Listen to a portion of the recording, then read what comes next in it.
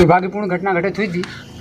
Samastipur police के Mohanpur OP प्रभारी नंदकिशोर यादव जी एक रेड में बाहर निकले हुए थे। उनको सूचना मिली थी और वो अभी अपराधियों के विरुद्ध, चोरों के विरुद्ध छापेमारी करने निकले थे और अपराधियों से, चोरों से उनकी एक साहसिक मुठभेड़ हुई जिसमें वो वीर गति को प्राप्त हुए थे। आप सभी लोगों को पहले अवगत करा दिया गया था।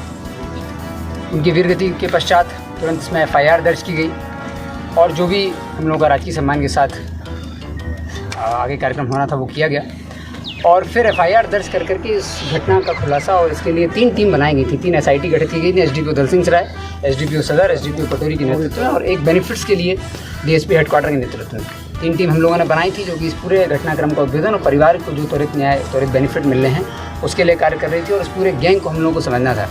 FIR दर्ज करने के पश्चात इस पूरे गैंग को समझा गया, गैंग का पता लगाया गया तो इससे स्पष्ट हुआ कि ये करीब 30-32 लोगों का गिरोह है, जो कि नालंदा जिला के झरहापर गांव है, कराय परसोराय थाना में, भवानी बीघा, परसापर और शान बीघा और झरहापर गांव के आसपास के 3-4 गांव और हैं और कराय परसोराय थाना के नियर बाय थाना के भी कुछ छोटे छोटे गांव हैं जहां पर ये एक संगठित गिरोह की तरह कार्य करता है। और इसके शुरुआत में हम लोगों को 1 या 2 अपराधियों के बारे में जानकारी थी, चूँकि SHO मोहनपुर ओपी स्वर्गीय नंदकिशोर यादव जी स्वयं इसमें कार्य कर रहे थे और उनके द्वारा भी 1-2 चोरों का पता लगाया गया था। फिर हम लोगों ने SIT ने पूरे इस गैंग को पता लगाने का प्रयास किया तो स्पष्ट हुआ कि ये 30-32 लोगों का एक गिरोह है जो इस तरीके से कार्य करता है। तो सबसे पहले इनको चिन्हित करने की कार्रवाई की गई और उससे स्पष्ट हुआ कि 4-5 गाँव हैं जिसके लोग हैं और ये लगातार भैंस चोरी का कार्य करते हैं। इन 30-32 लोगों में से जो कुख्यात 10 थे उनको हम लोगों ने आइडेंटिफाई किया था और अपनी SIT को 10 दिन 10 अपराधी का एक लक्ष्य किया गया था। आज करीब 5 दिन हो रहे हैं और हम लोगों ने उन 10 जो कुख्यात थे उनमें से 4 को गिरफ्तार कर लिया है। इन चारों के साथ जो घटना में ट्रक लेकर के लोग आए थे चोरी करने के लिए, वो ट्रक बरामद किया गया, पिकअप ऑलरेडी बरामद हो गया था। हथियार, जो 2 हथियार इस घटना में इस्तेमाल हुए थे उसमें से 1 हथियार बरामद कर लिया गया है। 4 लोगों की गिरफ्तारी हो गई है। अन्य 6 जो हैं उसमें से 4 जो हमारे टॉप टारगेट हैं अभी, उन चारों को भी हम लोगों ने टारगेट पर रखा हुआ है। फिलहाल वो सभी पूरे परिवार के साथ एक तरीके से लापता हैं। हमारी कुछ गोपनीय और खुफिया टीमें निकली हुई हैं जो कि न सिर्फ राज्य बल्कि देश के अन्य भागों में भी निकली हुई हैं, लगातार इन अपराधियों का पीछा कर रही हैं और हमारे SIT का ये जो लक्ष्य है कि शीघ्र ही उन चारों को जहाँ पर वो हैं वहीं पहुँच करके कार्रवाई की जाएगी। और फिलहाल जो 4 लोग पकड़े गए हैं ये हमारे टॉप 10 में थे इस पूरे गिरोह के। इन लोगों को पकड़ा गया है, इनको FIR करके जेल भेजा जा रहा है।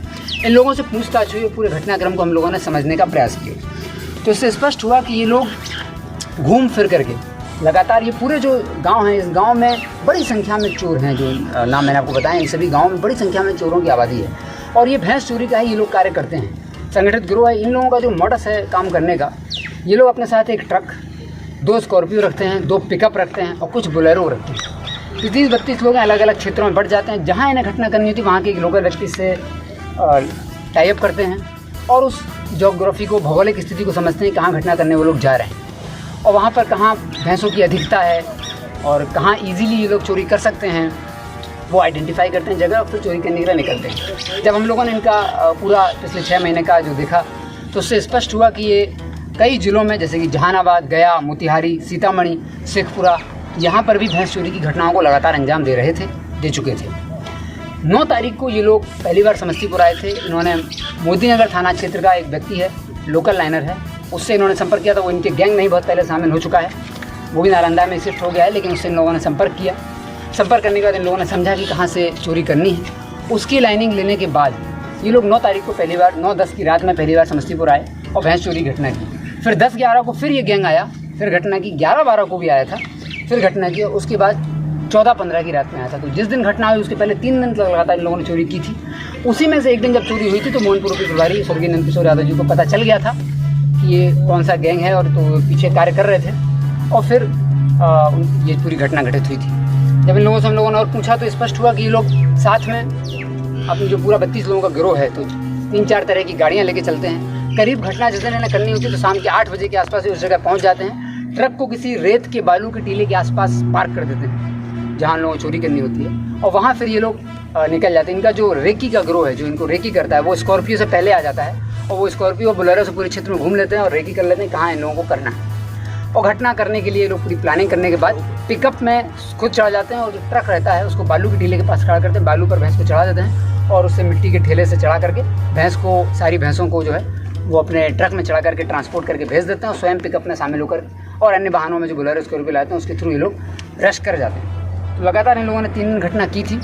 उस रात के बारे में और उसके पहले के बारे में इनसे पूछताछ तो स्पष्ट हुआ कि ये लोग जब आए थे तो इन लोगों ने 9, 10, 10, 11, 11, 12 की रात में घटना की। 13, 14 की रात में भी ये लोग यहाँ पर आए। पूरे 32 लोग यहाँ पर थे और ट्रक और पिकअप वगैरह लेके आए हुए थे। जब ये लोग यहाँ पर पहुँचे तो इन लोगों ने जहाँ घटना करनी थी वहाँ पर अटेम्प्ट लिया। रात में वहाँ पर कुछ गाँव के लोग, चूँकि ये लोग जब भी घटना करते हैं तो इन लोगों का जो उद्देश्य रहता है भैंस को चोरी करना रहता है और चोरी करने के पश्चात भैंस को ठिकाने लगाते हैं। तो ये चूँकि ग्रामीण क्षेत्रों में करते हैं, खास करके दियरा क्षेत्रों में ही ये जाते हैं, तो वहाँ पर ग्रामीण लोगों के जग जाने से कुछ दुर्घटना की संभावना इन लोगों को रहती है। इसलिए अपने साथ इनके साथ कुल जो पूरा 32 लोगों का गैंग है जो यहाँ पर आया था उसमें से 4 लोग जो हैं वो हथियार लेके चलते हैं और इन लोगों का काम होता है कि पूरे गैंग को अगर पब्लिक जाग गई तो सुरक्षित स्कॉट करके निकालना और अगर पब्लिक जाग गई है, लोग ग्रामीण लोग जग गए हैं तो हवाई फायरिंग करते हुए लोगों को ले जाना। जिस दिन ये घटना हुई उस दिन भी यही हुआ था। गाँव के लोग कुछ जाग गए थे जयपुर थाना क्षेत्र में और वहाँ पर इन लोगों के द्वारा हवाई फायरिंग करके वहाँ से निकला गया।